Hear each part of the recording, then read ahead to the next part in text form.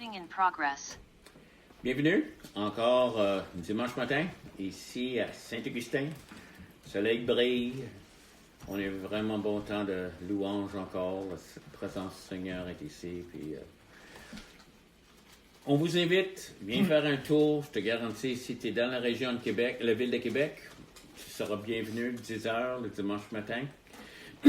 Et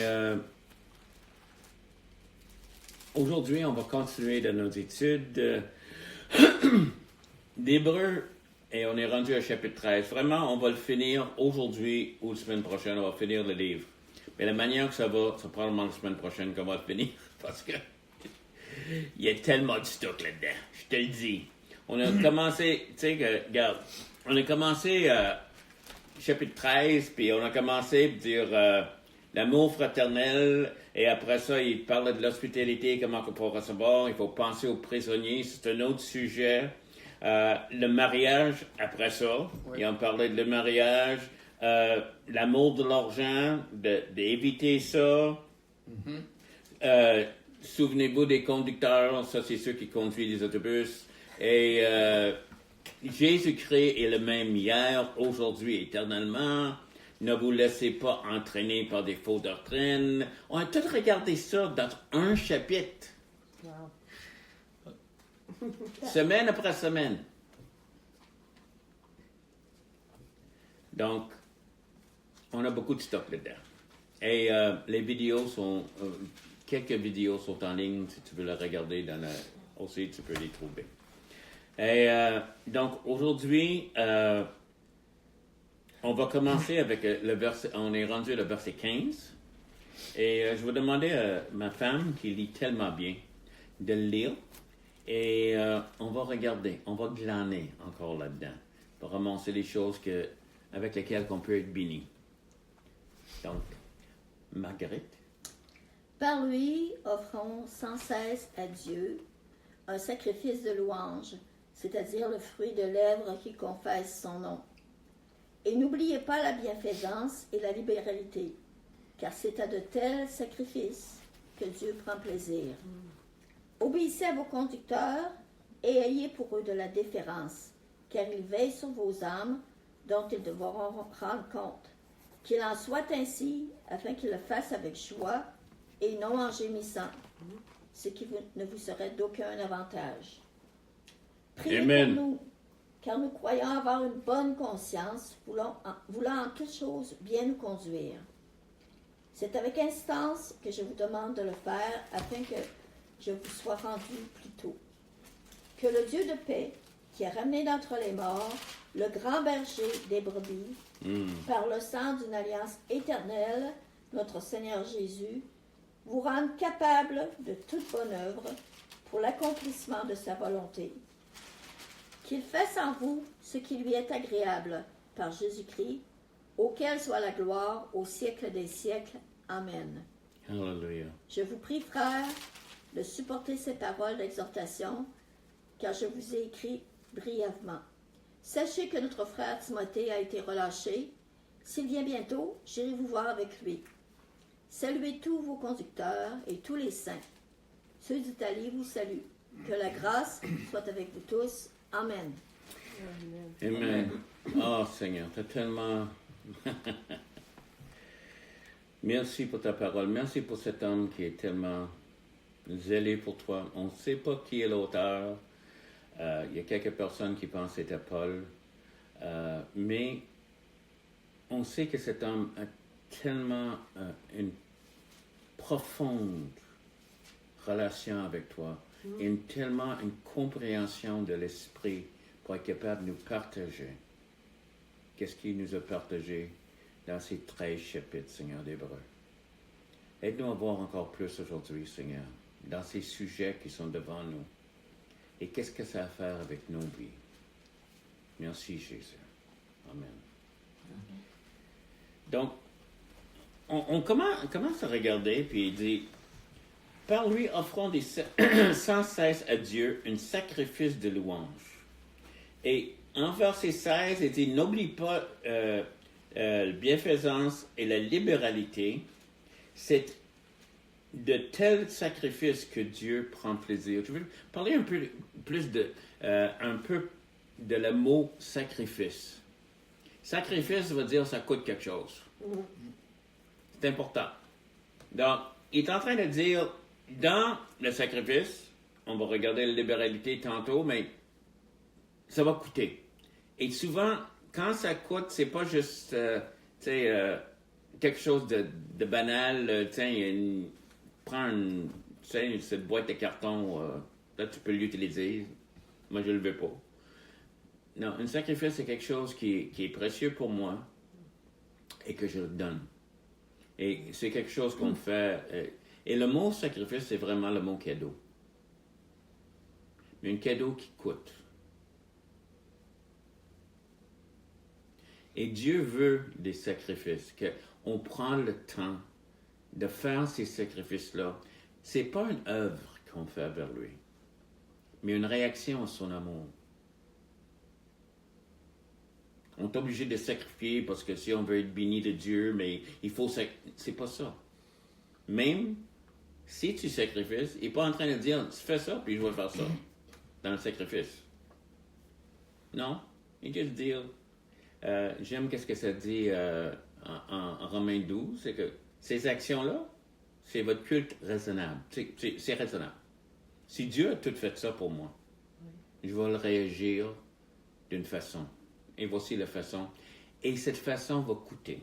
Et le premier prix qu'on paye, verset 15, par lui offrons sans cesse à Dieu un sacrifice de louange, c'est-à-dire le fruit des lèvres qui confesse son nom. La première chose que je veux que tu vois, c'est que le sacrifice vient d'un effort. Il y a du monde qui dit, mais je loue Dieu de mon cœur. C'est pas le louange. Le louange est un acte spécifique. Pour le moment, je suis assis. Mais dans mon cœur, je suis debout. Non. Tu es assis. Même dans ton cœur. Même ton cœur est assis dans tout le reste. La louange est une action. Et cette action s'exprime extérieurement. C'est quelque chose qui est public, c'est quelque chose qu'on fait et on l'offre. Et il y a un jour, quand on était enseigné comme jeunes chrétiens, et ça fait au-dessus de 50 ans de ça, mais je rappelle, on était dans un salon quelque part, on était assis à table, des jeunes chrétiens, puis il y avait un homme qui s'appelait Monsieur Henning Fredrickson, qui était il adorait la louange. Il voulait qu'on goûte, pas parce que c'est pas la musique, mais c'est cette présence que Dieu va faire, quelque chose de spécial. Puis, durant cette réunion, assis un peu en demi-cercle, je rappelle, on était à terre, lui était assis dans une chaise, puis on était correct, puis en tout cas. Mais il dit, il y a un de nous qui a dit, mais supposons qu'on fait ça dans la chair. Qu'on loue, expression, qu'on exprime le louange. On va parler de ça un peu tantôt, mais les louanges incluent de lever les mains, de dire des paroles, tout ça. Si je le fais dans la chair, et M. Fredrickson a regardé quelqu'un et dit, qui veut faire ça dans la chair? Ça a de l'air fou. Ça a l'air, tu attires l'attention sur toi. Surtout de notre société. On vit dans une société de ne pas déranger. Fais pas de bruit. Oui, d'autres places, peut-être tu vois une danse, quelque chose. Mais d'habitude, fais rien de trop fou. Même si tu as des cheveux dreads sur la tête, des boucles d'oreilles, tout ça, t'es cool. Hein?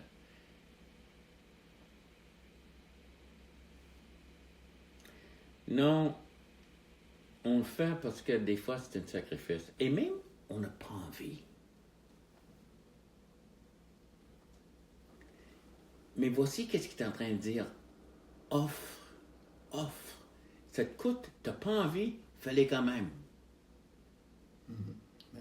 Loue Dieu. Je vais vous dire, il y a deux mots qui sont utilisés dans les louanges, quand on parle de tout le sujet de louange. J'ai regardé aussi, j'ai demandé une grande recherche, mais pas vraiment. J'ai regardé sur Google, puis Google a dit, un des sujets les plus grands qui est dans la Bible, c'est le louange. Le louange et l'adoration. Les deux choses, il y a tellement de chapitres. Dans une concordance, il y a 5 pages. Et si tu sais qu'est-ce que c'est une concordance, c'est vraiment des versets après versets comme ça, là. Les pages sont grandes de même, puis il y en a 5 pages de ça. Louange, parce que c'est tellement un sujet important de la Bible. Il y a deux choses que Dieu veut qu'on fasse. Il veut qu'on prie, puis il veut qu'on loue. Quand il a enseigné de Notre Père, Jésus, la fameuse, il dit, commençant à dire, Notre Père, que ton nom soit glorifié. Débute par la louange, avant de demander quelque chose. On loue, on loue, on loue. Et c'est tellement bon. En Psaume 22, ça dit que Dieu habite les louanges. Il vient s'asseoir. Dans la traduction chinoise de la Bible, le Psaume 22, ça dit que Dieu fait une grande chaise parmi les louanges du peuple. J'aime ça. Un lazy boy. Il s'assied là-dedans, là, puis il est bien, en train d'écouter les louanges. Il y a une réaction. Si jamais tu connais qu'est-ce que c'est, la louange de Dieu, c'est que Dieu habite. L'atmosphère change. On commence à sentir, ressentir la réalité de Dieu. Et ça nous affecte, ça peut causer des émotions, ça nous parle des réactions. Mais Dieu le fait. Parce qu'il réagit à sa louange. Mais ça débute premièrement par une décision. Tu ressens rien, c'est froid, des fois tu n'as pas envie. Je rappelle, c'est ça, j'ai pas envie de louer. Puis il y a du monde qui pense, garde, c'est vous autres gang de moins spirituels que moi. Moi, je suis là, je veux rester tranquille dans mon coin, puis vous autres, vous êtes en train de sauter, puis tout ça, puis tu m'agaces. Il y a un jour, quelqu'un est rentré, j'étais pasteur à Montréal, puis il dit, sais-tu, j'ai rentré ce matin, puis mon esprit était agressé par les louanges. Et cette même louange dans laquelle que moi j'ai participé, mon esprit était comme dans, vraiment parti, comme dans, avec le Seigneur. J'ai dit, hey, dans ma tête, j'ai dit, est-ce qu'on était dans la même réunion? Il dit, j'ai rentré, j'ai dit que j'avais besoin de tranquillité. Mais la manière qu'il disait, ça c'était une crise spirituelle. Et parce qu'il était spirituel. Et le monde qui criait, qui dansait et tout ça, eux autres n'étaient pas. Eux autres étaient comme dans la chair. Et c'est comme si le Seigneur me donnait une image. Si tu es parent, tu as vécu ça. Tu es dans le lit et les enfants décident de rentrer et sauter sur le lit.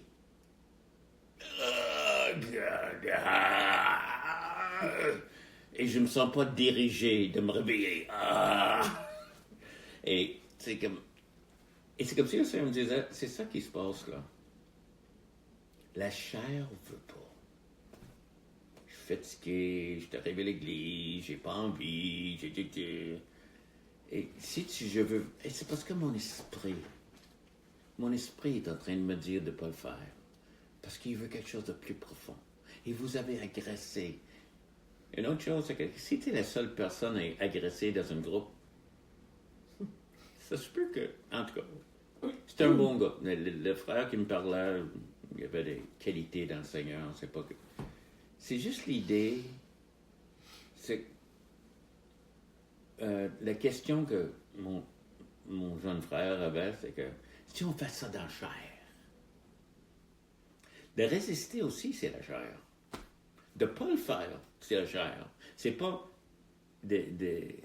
comme Dieu qui me dit, fais-les pas. C'est moi qui veux pas. Et ça, c'est la chair. Donc, les deux, si tu veux. Donc, moi, j'aimerais mieux que ma chair fasse qu'est-ce que Dieu me dit. C'est de louer. Et le louange débute souvent par une décision. Voici comment je vais vous expliquer. C'est que, en psaume 100, ça parle de rentrer. OK? Je rentre dans son parvis et ça dit par les louanges. Mais vraiment, le mot est plus ça, la décision de louer. Le parvis, je suis en train d'approcher de Dieu. Et ça, c'est une décision, je rentre. Mais qu'est-ce qui arrive après un bout de temps, pendant que tu es en train de décider de louer? C'est que l'atmosphère change.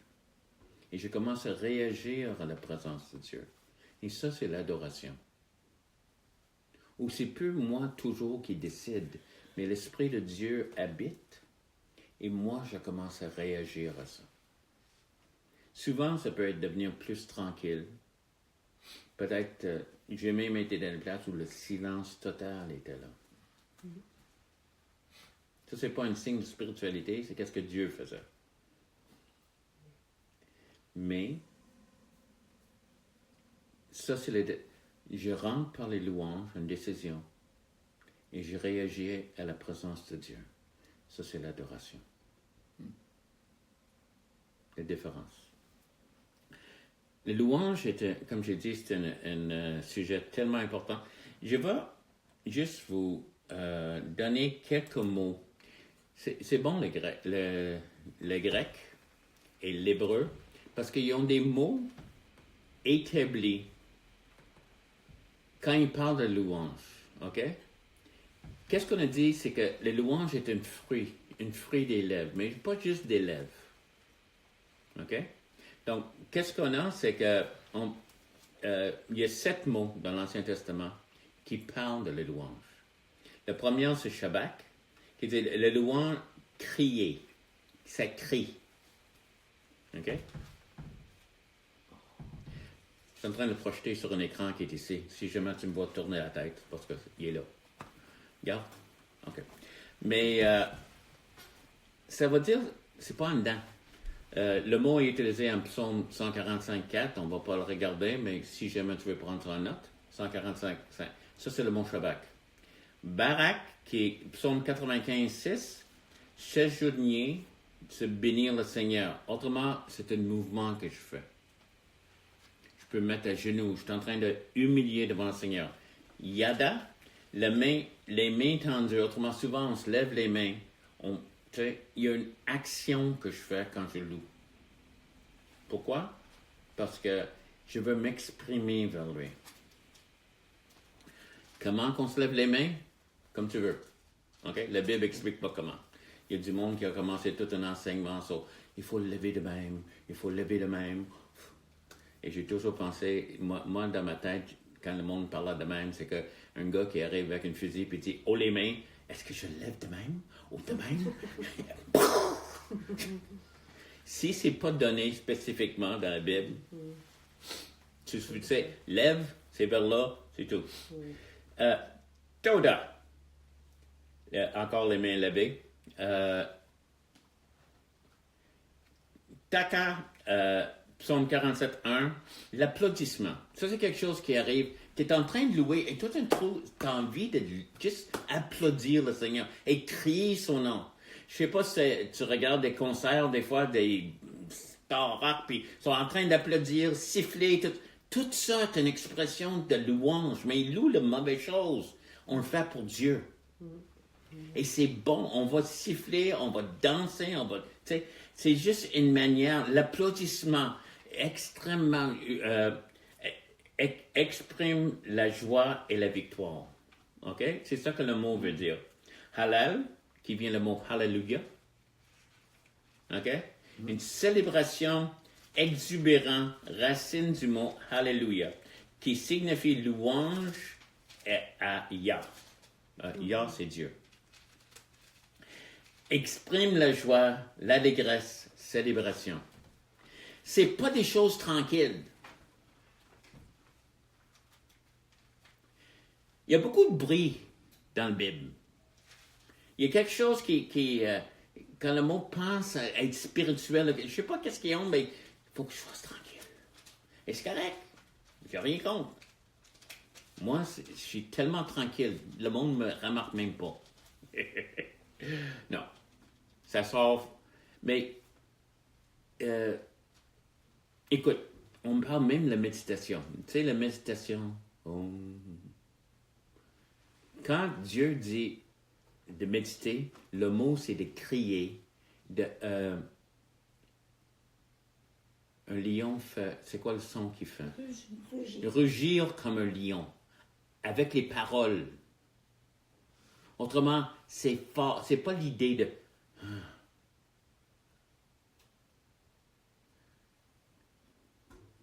La Bible, c'est rempli de bruit. Échappe ta Bible, il y a des cymbales, il y a toutes sortes de choses qui vont... Il y en a partout. Donc, il y a du bruit dans le louange.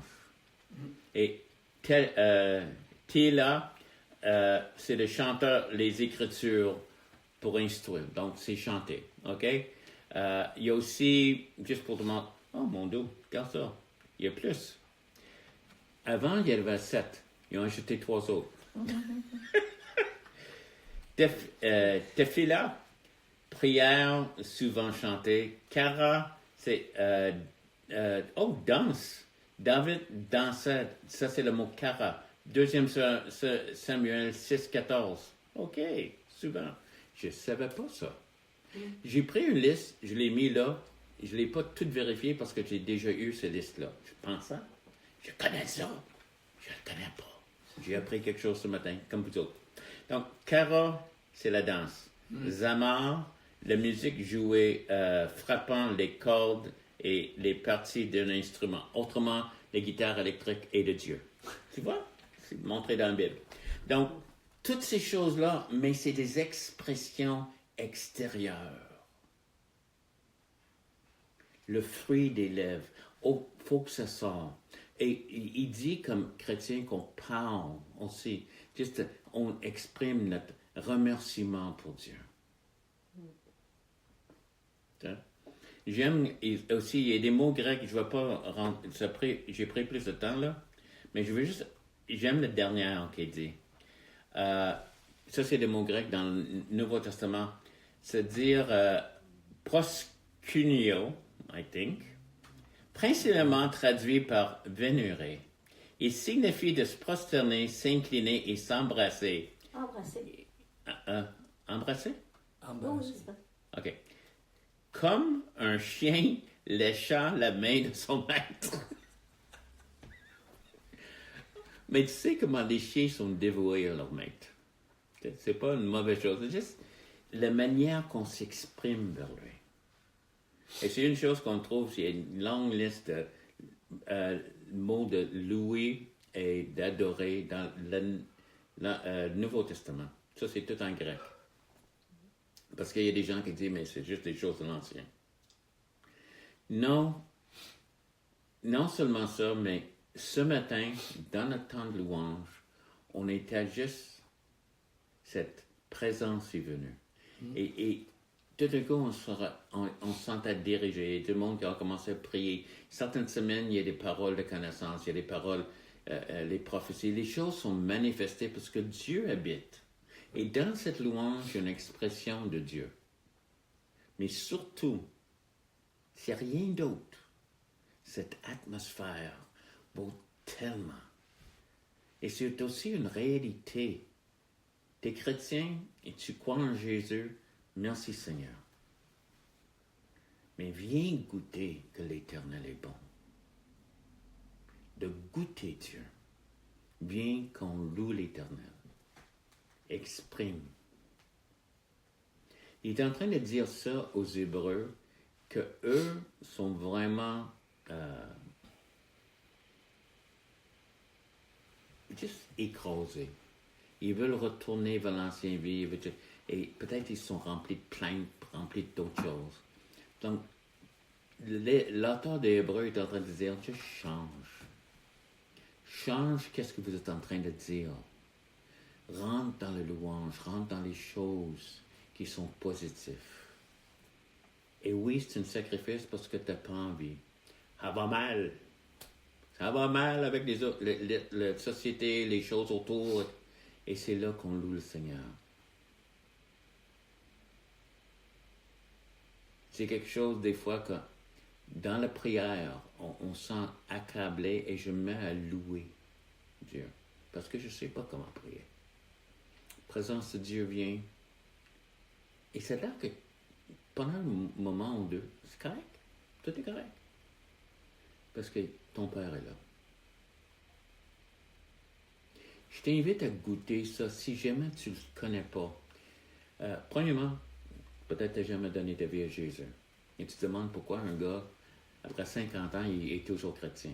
Mais une des choses, c'est que cette présence a toujours été là avec moi. Une des choses. Deuxièmement, je sais que c'est vrai. J'ai vérifié. Et un jour, je t'en parlerai de tout ça. Intellectuellement, je suis satisfait, mais spirituellement, je suis touché régulièrement par une présence divine. Et je réagis à cette présence en lui disant combien il est précieux pour moi, combien que je l'aime. C'est normal. Mais la raison, c'est à cause de la réalité de Dieu. Tangible. La présence de Dieu devient tangible dans le louange.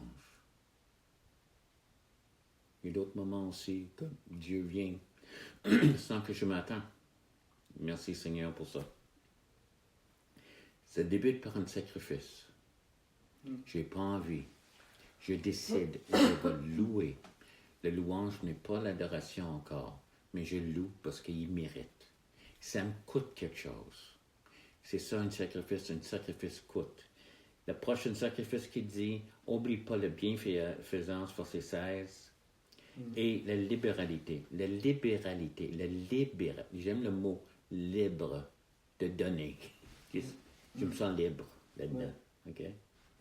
Car c'est de tels sacrifices que Dieu prend plaisir, que Dieu regarde ça. Et il connaît ton cœur, il sait qu'est-ce qui se passe. Et des fois, c'est comme, je ne sais pas si je peux, mais quelqu'un est dans le besoin et je donne. Je suis libéral parce que je suis libéré. C'est peu mon portefeuille qui règne ma vie. Tu as un Dieu dans ta vie? C'est Dieu ou maman, c'est ça qu'il dit. Et maman, des fois, est en train de nous dire, voici qu'est-ce que tu peux donner. Tu peux pas donner plus. Et Dieu dit, je veux plus. Libre. Libéralité. Je sais probablement c'est pas ça que ça veut dire, mais je vois le monde libéré là-dedans. Parce que le monde est attaché par au Dieu qui s'appelle maman. Donc, On a fait un verset. 2 versets. On a fait 2 versets. Donc, on va finir le chapitre 13 en peut-être 2027, 2028. Pas vraiment. La manière. Mais il y a tellement de stock là-dedans. Et comme j'ai dit, là, je vais mettre ça dans la liste. L'hospitalité, puis l'amour fraternel, puis l'amour d'argent. Maintenant, c'est la louange. Mais je t'invite de venir louer avec nous. Loue avec les chrétiens. Loue et exprime-toi envers Dieu. C'est tellement libérant. Et c'est tellement bon de le faire. Tu n'as pas besoin d'être aussi fort que les autres. Peut-être tu es plus tranquille quand tu loues. C'est correct. C'est tout. Mais il faut que ce soit extérieur. Tu peux pas. Quand il parle de louange, c'est pas dans le cœur. C'est un acte. Comme je dis, je te assis maintenant, je suis pas debout. OK? Et la louange est un acte spécifique. Le fruit des lèvres qui exprime. Et souvent le fruit d'une corps qui exprime. Encore, viens faire un tour. Si jamais tu es dans la région de Québec, viens faire un tour à Saint-Augustin. On est banlieue de la ville de Québec et tu seras bienvenu. L'adresse est ici, tu vas le voir en dessous de la vidéo. Et si tu ne peux pas venir, on a Zoom qui est toujours en fonction. Tu peux zoomer avec nous. L'adresse Zoom va être là. Écris-moi si tu as des questions, même des commentaires, des choses comme ça. Tu vois mon adresse courriel et on laisse le numéro de téléphone. Donc, tu peux aussi envoyer peut-être des signaux de fumée ou quelque chose. N'importe quelle manière tu veux communiquer, on va le prendre. Mais, Alléluia. Seigneur, prends cette parole. Bénis ceux qui sont en train d'écouter. Et ceux qui ne te connaissent pas, Jésus. On demande que tu t'introduises, que tu leur montres que tu es mort pour le péché. Et s'ils te reçoivent, ils auront la vie éternelle. Parce qu'ils ont cru dans ce que tu as fait pour eux. Amen. Merci, Jésus. Qu'est-ce qui est fait pour toi? Ça vaut la louange, le sacrifice. Sois béni. Recording stopped. Alléluia. Commentaire? Le mot sacrifice, Oui. c'est un nom ici, et ça vient en effet d'un verbe qui signifie de tuer ou massacrer pour un but. OK. Et que la louange souvent exige que nous allons tuer ou massacrer notre orgueil, ego, réticence, peur ou paresse. Ou dignité. Ou dignité. Ou n'importe quoi qui exactement qui va menacer ou de diminuer ou interférer avec notre loi, adoration du Seigneur. Avant que j'oublie, veux-tu Oui. que je t'envoie ça par courriel? Oui. Oui, moi aussi, Ok. s'il vous plaît. Alors, on garde notre louange comme un sacrifice vivant Amen. Amen. qu'on va massacrer. Amen. Oui, c'est fort. C'est ça, Oui. c'est ça exactement. Un sacrifice coûte. Oui. C'est ça qu'il est en train de dire. Puis Exactement. l'idée de ça, comment ça coûte dans les louanges, c'est ça. C'est comme. C'est ça. Souvent, en tout cas, maintenant je suis habitué, là, mais au Oui. début, tu Exactement. Oui. lèves la main de même. Oui. Parce que le char, en effet, il est en train de crier contre nous. C'est ça, de ne pas participer là, parce qu'on est peut-être fâché, on était déçu, n'importe quelle émotion. Mais pourtant, en effet, il faut mettre ça de côté. Puis, c'est ça. Laisser le cœur, en effet, comment ça dit, se dévoiler notre appréciation pour le Seigneur. Amen. Nous autres, on était des baptistes pendant 30 ans, puis il n'y avait pas d'émotion. Et la première fois que j'ai rentré dans une église où on avait les mains, j'ai essayé, puis à chaque fois que j'ai levé mes mains, les larmes coulaient. C'est comme si, je sais pas, le Seigneur faisait une œuvre dans mon cœur. Je t'ai parlé, tu te rappelles que je t'ai parlé le couple qui est une église qui est baptiste. Il ne fallait aucune expression. Non. Puis ils sont venus à notre église. La première fois qu'ils sont venus à notre église, on n'a jamais eu ça avant, mais c'était comme juste une explosion. Le monde dansait, on ne faisait jamais ça. Mais les autres, le premier règne, ils ont resté. Amen, amen. Oui. Puis c'est merveilleux parce que ça, c'est le fruit des lèvres qui confesse son nom. Amen. C'est ça, nous sommes en train, en effet, de dire son nom. Et Jésus, c'est ça, tu es merveilleux, on t'apprécie, puis ça vient du cœur, puis c'est tout notre être qui est impliqué là-dedans. Et puis voilà, c'est ça qui fait, en effet, la différence parce que le Seigneur vient, en effet, habiter le louange de son peuple, qui est vraiment du cœur, bien sûr. Là. C'est Amen. ça. Oui. La chose est, c'est qu'on aime ça rester en contrôle. De pas, tu sais, même les expressions et tout ça, là, pas trop. Et quand tu vas dans le louange, c'est comme, lâche-toi là. Ah ben, laisse le Seigneur là, puis on a des réactions, des fois. Des larmes et toutes sortes de choses que tu n'exprimes pas toujours comme... Oui, c'est ça. Parce que si on est dirigé par le Saint-Esprit, en effet, les louanges, en effet, vont suivre. Amen. C'est ça. Il ne faut pas, en effet, que les émotions, en effet, nous contrôlent. C'est ça pour dire, oh, ben ça, c'est vraiment pas trop chic ou comment c'est acceptable de faire cela. Donc, en effet, nous allons nous constraindre, nous restreindre. C'est ça, de vraiment laisser notre cœur, en effet, c'est ça, comment ça dit, exprimer notre appréciation pour le Seigneur et notre amour pour lui. Amen. C'est ça. J'ai été au début le mouvement de le renouveau en 94, tout ça. J'ai été dans une réunion, puis c'est supposé être une réunion de prière, mais les autres, ils ne voulaient pas la chair. Non, ils ne voulaient pas la chair du tout. Que le chair se manifeste. Puis, les théories, c'était au milieu de tout le monde en train de manifester, mais quand c'est arrivé la réunion de prière, j'ai rentré dedans, tout le monde restait tranquille. Puis là, tout que quelqu'un dira « OK », il dirait quelque chose, une prière. Ça prenait toute ma concentration de ne pas réagir que j'ai réalisé, je suis complètement dans la chair. Ma chair est en train de me contrôler. Et j'ai l'impression que tout le monde ici. Tu sais.